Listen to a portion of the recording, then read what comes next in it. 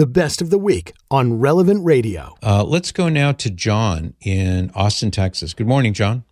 Hi, Patrick. Good morning.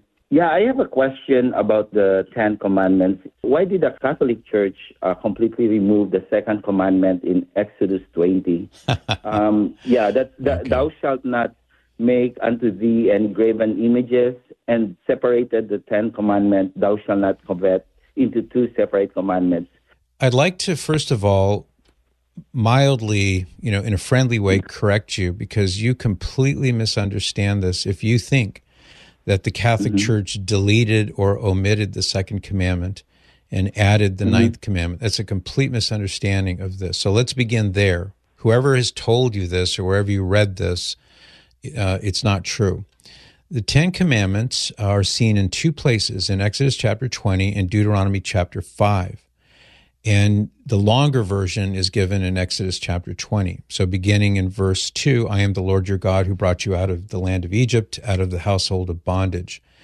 And then it goes into the first commandment, and it says, you shall have no other gods before me. You shall not make for yourself a graven image, or any likeness of anything that is in the heaven above, or that is in the earth beneath, or that is in the water under the earth. You shall not bow down to them or serve them.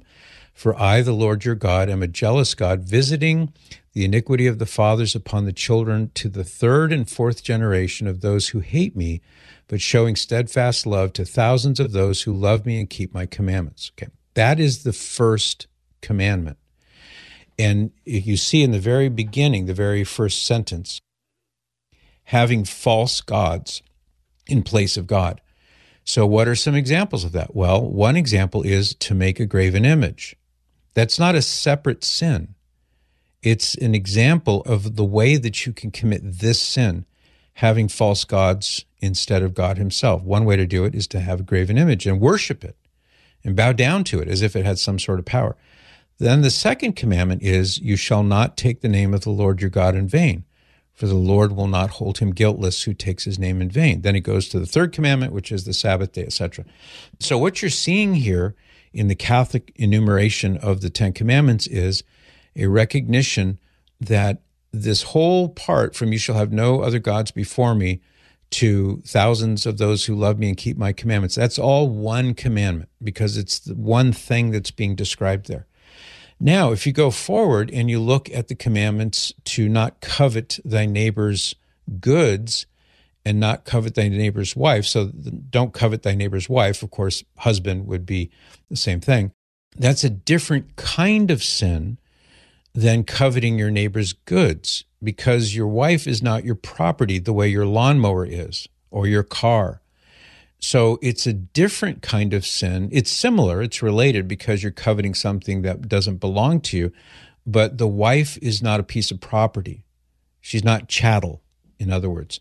So for this reason, the Catholic Church properly shows the distinction between not coveting your neighbor's wife, the ninth commandment, and not coveting your neighbor's goods, and recognizes that the graven images and bowing down and worshiping these graven images is an example of the first commandment to not have any strange gods or false gods before me. So I'll leave it at that. I don't want to over-explain it, but that's the reason why.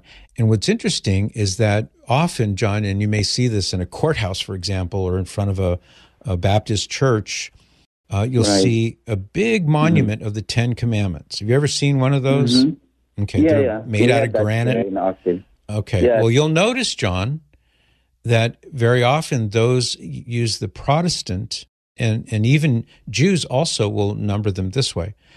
It'll have the Protestant numbering where graven images is the second commandment. And what is that big monument of the Ten Commandments but a graven image?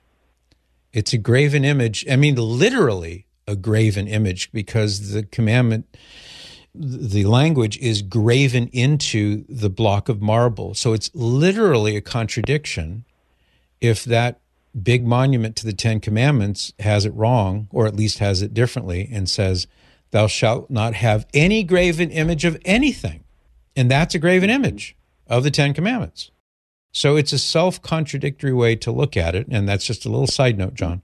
But does that make it a little clearer for you? You can see why the church has the commandments this way? Yeah, I was just, thank you for your answer. I was just wondering what the original Hebrew text say. Yeah, that's easy. Here's how it's easy. You can go online if you wish, and you can go to blueletterbible.org. And then you want to go to the Ten Commandments that I just quoted to you.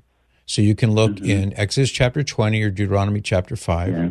Exodus 20 is much more, it's much fuller. You have much more information there.